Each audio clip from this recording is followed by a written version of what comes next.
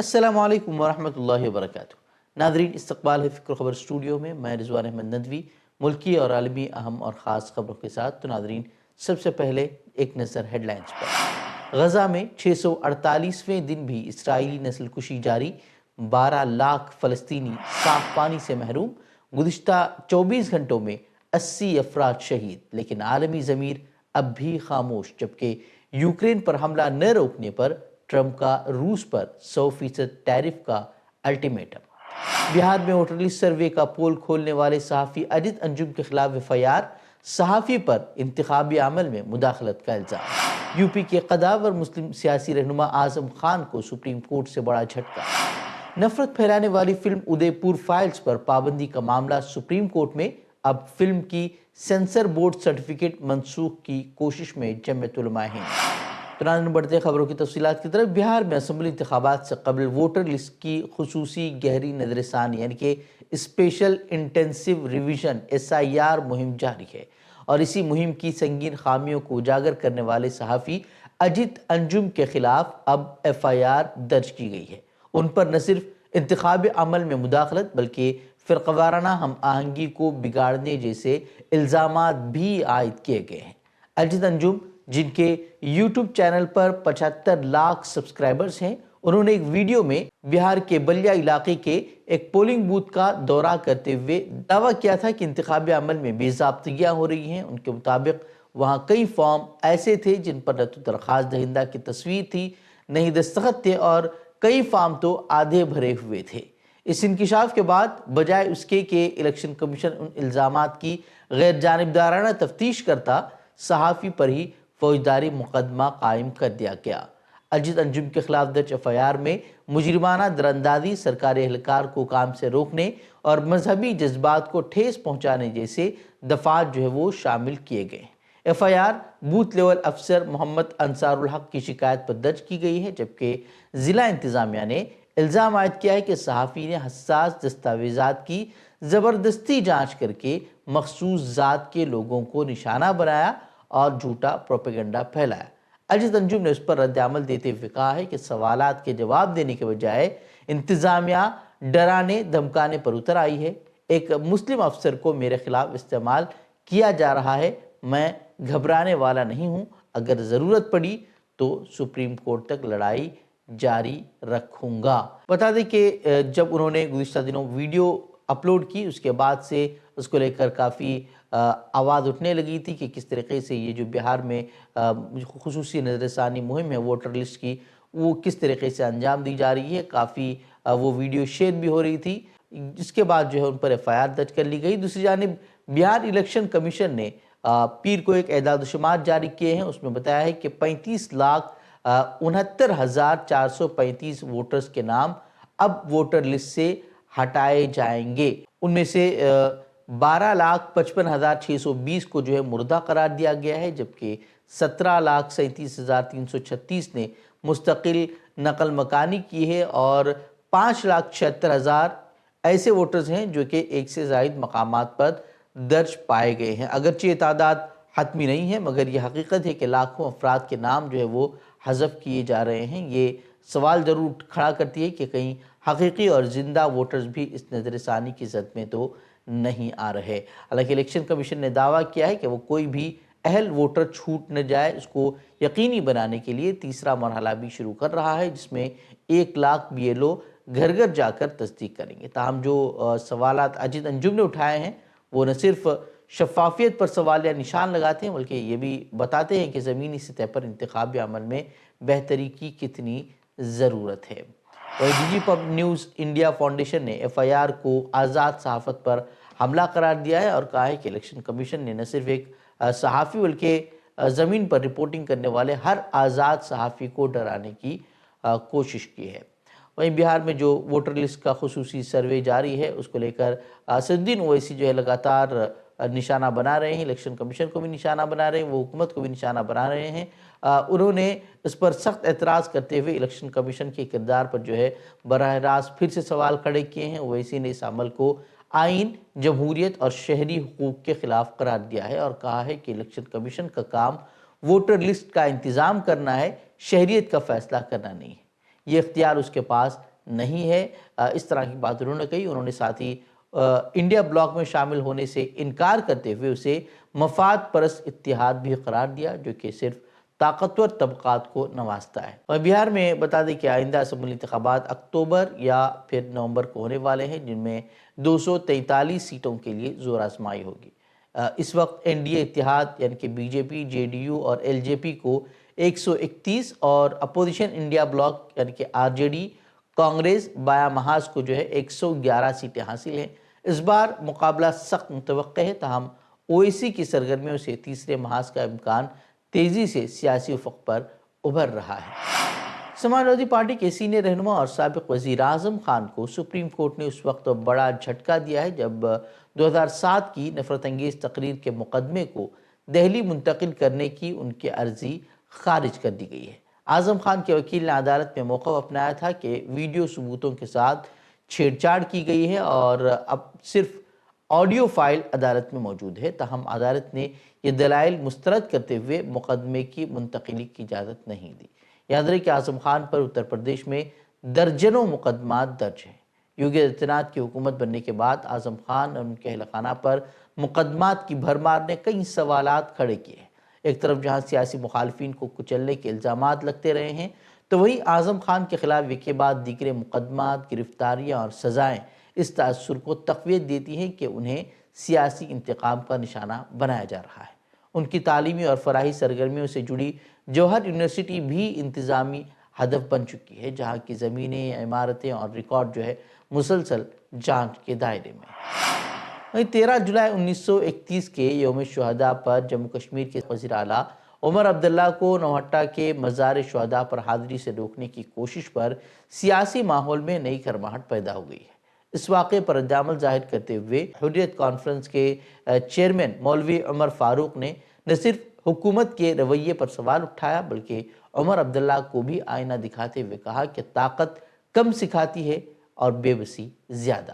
میر واحد نے کہا کہ آج عمر عبداللہ نے وہ سچ دکھایا ہے جسے عام کشمیری برسوں سے روز جھیل رہے ہیں، جہاں خود مختاری، عزت نفس اور بنیادی حقوق سب چھین لیے گئے ہیں۔ انہوں نے امید ظاہر کی کہ یہ ذاتی تجربہ عمر عبداللہ کو عام کشمیری کی حالت زار سمجھنے پر مجبور کرے گا اور آئندہ عوامی حقوق کی بحالی کے لیے وہ سنجیدہ اقدامات کریں گے۔ یوم شہداء کے موقع پر حکومت کی جانب سے نیشنل کانفرنس اور دیگر اپوزیشن رہنماؤں کو نظر بند رکھنے کی خبریں سامنے آئی تھیں۔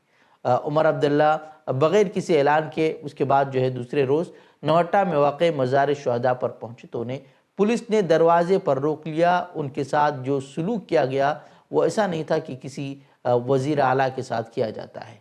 تاہم عمر عبداللہ نے پھر ریلنگ پھلانگ کر قبرستان میں داخل ہونے کا فیصلہ کیا۔ اس کی ویڈیو بھی وہ گزشتہ روز سامنے آئی تھی، اس پر کافی سوشل میڈیا پر وہ بحث چھڑی ہوئی ہے۔ وہیں بتا دیں کہ 1931 کے شہداء کشمیر کی تاریخ میں ایک علامتی مقام رکھتے ہیں اور ان کی یاد میں ہر سال وہاں یوم شہداء منایا جاتا ہے، لیکن اس سال وہاں یوم شہداء منانے کی اجازت نہیں دی گئی۔ اس کو لے کر کافی وہ ہنگامہ بھی ہوا ہے۔ مسلمانوں کے خلاف نفرت پر مبنی فلم ادے پور فائلز کی ریلیز پر ہائی کورٹ کی پابندی کے بعد اب معاملہ سپریم کورٹ میں پہنچ چکا ہے۔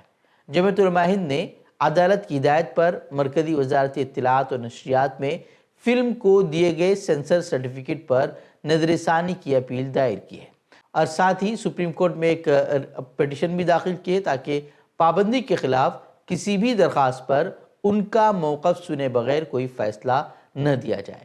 بی جے پی کے ترجمان اور وکیل گورو بھاٹیا نے پابندی کے خلاف سپریم کورٹ میں جلد سماعت کی درخواست پیش کی، جس پر جسٹس سوریہ کانت اور جسٹس جوائے مالیا باگچی کی بینچ نے ایک دو دن میں سماعت کی یقین دہانی کرائی ہے۔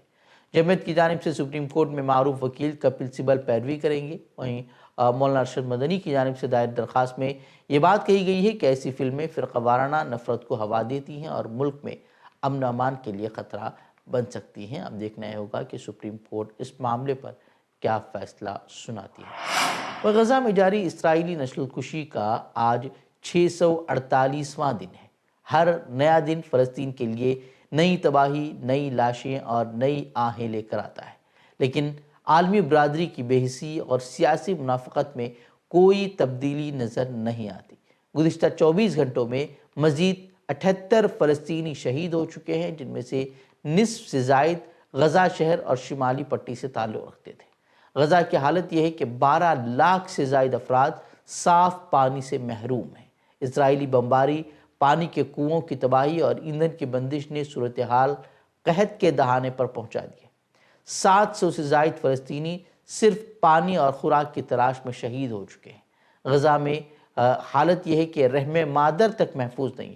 2025 کے جو اعداد و شمار سامنے آئے ہیں، جو رپورٹ سامنے آئی ہے، پچھلے 6 مہینوں میں 41.4% جو ہے وہ پیدائشیوں میں کمی آئی ہے، جبکہ 2600 حمل جو ہے وہ ضائع ہوئے ہیں، جبکہ 220 حاملہ خواتین شہید ہو چکی ہیں۔ جبکہ وہیں 1460 بچے ایسے ہیں جو قبل از وقت ان کی پیدائش ہوئی ہے، اور کئی بچے زندگی اور موت کی جنگ لڑ رہے ہیں۔ اور ہلاکتوں کی تعداد کا پوچھنا ہی کیا ہے، 60,000 سے زائد جو سرکاری اعداد و شمار ہیں وہ بتاتے ہیں کہ 60,000 سے زائد افراد ہلاک ہو چکے ہیں، شہید ہو چکے ہیں، جبکہ غیر سرکاری جو اعداد و شمار ہیں ان کے مطابق یہ تعداد 1 لاکھ سے تجاوز کر چکی ہے۔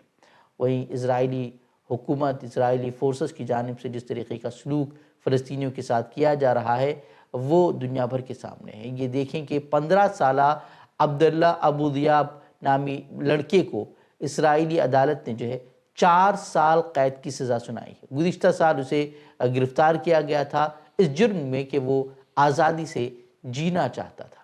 اکتوبر 2023 کے بعد سے اگر بات کریں تو قریب 2500 فلسطینی صرف بیت المقدس کے ارد گرد سے جو ہے وہ گرفتار کیے گئے ہیں، جن میں سے بتایا جا رہا ہے کہ 161 بچے انہیں جو ہے گھروں میں نظر بند کیا گیا ہے۔ لیکن ان سب کے باوجود اسرائیل کیا حاصل کر پا رہا ہے یہ سبھی جانتے ہیں کہ زمینی جنگ کی اگر بات کریں تو اس کے جو فوجی ہیں ان کی حالت چوہوں جیسی بنی ہوئی ہے۔ حماس انہیں بلوں سے باہر لا کر انہیں چن چن کر جو ہے نشانہ بنا رہے ہیں، وہ بھی بغیر کسی جدید ہتھیاروں کے۔ کئی فوجی مارے جا چکے ہیں، کئی زخمی ہیں، اور انہیں جو ہے وہ اسپتالوں میں منتقل کیا جا رہا ہے۔ لیکن یہ تمام باتیں جو ہے وہ چھپی ہوئی ہیں، اور جتنی ویڈیوز وغیرہ جو حماس کی جانب سے جاری کی جاتی ہیں اتنی ہی تعداد جو ہے وہ سامنے آ پاتی ہے، لیکن اصل جو حقیقت کیا ہے، کتنے مارے جا رہے ہیں، وہ اس کی اصل تصاویر جو ہے وہ سامنے نہیں آ رہی۔ وہیں غزہ کے علاقے جبالیہ میں دنیا کے بہترین اور محفوظ ترین اسرائیلی ٹینکوں کو حماس جو ہے وہ نشانہ بنا رہی ہے، جس کے اب یہ باتیں بھی سامنے آ رہی ہے کہ وہ ایسے ہتھیاروں سے جو ہے ان کے ٹینکوں کو نشانہ بنا رہے ہیں جن ہتھیاروں کا تعین خود اسرائیلی فوج بھی نہیں کر پا رہی۔ یہ صاف اس بات کا ثبوت ہے کہ اسرائیلی فوج نہ صرف اخلاقی طور پر بلکہ فوجی سطح پر بھی جو ہے پسپا ہو رہی ہے۔ اسی درمیان جو ایک بڑی خبر سامنے آئی ہے وہ یہ کہ امریکی صدر ڈونلڈ ٹرمپ نے حیران کن انتباہ دیتے ہوئے کہا ہے کہ اگر 50 دنوں کے اندر جنگ ختم نہیں ہوئی تو وہ 100% ٹیرف عائد کریں گے۔ جی ہاں، یہ بات اگر آپ یہ سوچ رہے ہیں کہ یہ غزہ کے تعلق سے ہے اور وہ اسرائیل پر پابندیاں لگانے کی بات کر رہے ہیں تو آپ بالکل غلط ہیں۔ بات یہاں یوکرین اور رشیا کے درمیان کی ہو رہی ہے، اور وہ چاہتے ہیں کہ جو روس ہے وہ جلد از جلد جنگ ختم کرے، 50 دن کے اندر جنگ ختم کرے، ورنہ وہ روس پر یک طرفہ طور پر 100% محصولات یعنی کہ ٹیرف جو ہے وہ عائد کریں گے۔ یہ بیان ٹرمپ نے نیٹو کے نئے سیکریٹری جنرل مارک روٹے سے اوول آفس میں ملاقات کے دوران دیا۔ ٹرمپ نے واضح الفاظ میں کہا کہ یہ انتباہ روسی صدر ولادیمیر پوتن کے لیے ہے تاکہ وہ جنگ بندی کے لیے سنجیدہ ہوں۔ اگر ایسا نہیں ہوا تو نہ صرف روس بلکہ اس کے تجارتی شراکت داروں کو بھی ثانوی ٹیرف کا سامنا کرنا پڑے گا، جس کا مطلب عالمی منڈی سے روس کی تنہائی ہوگی۔ اس نے یہ بھی کہا کہ اب یورپی ممالک امریکہ سے ہتھیار لیں گے اور یوکرین کو فراہم کریں گے اور ان کو مضبوط کریں گے، یعنی کہ پورا کھیل جو ہے وہ سودے بازی کا ہے، تجارت کا ہے۔ بہرحال کچھ بھی ہو، ڈونلڈ ٹرمپ روس یوکرین جنگ پر 50 دن کا الٹیمیٹم دے رہے ہیں، 100% ٹیرف اور یورپ کو ہتھیاروں کی سپلائی جیسے جارحانہ اقدامات کی بات کر رہے ہیں، لیکن غزہ میں جاری ہزاروں فلسطینیوں کی شہادت، بچوں کی ہلاکتیں، انسانی المیہ پر ان کے تیور جو ہے نہایت سرد اور غیر فعال نظر آتے ہیں۔ یہ رویہ نہ صرف امریکہ کی خارجہ پالیسی میں منافقت کو بے نقاب کرتا ہے بلکہ یہ بھی ظاہر کرتا ہے کہ انسانی حقوق صرف جو ہے سیاسی مفادات کے ترازو میں ہی تولے جا رہے ہیں۔ تو ناظرین یہ تھی خبریں، مزید خبروں کے لیے آپ ہمارے ویب سائٹ www.fikrkhabar.com کی طرف رخ کر سکتے ہیں۔ ویڈیوز کے لیے ہمارے یوٹیوب چینل کو سبسکرائب کریں۔ تو ناظرین اجازت دیں، السلام علیکم ورحمۃ اللہ وبرکاتہ۔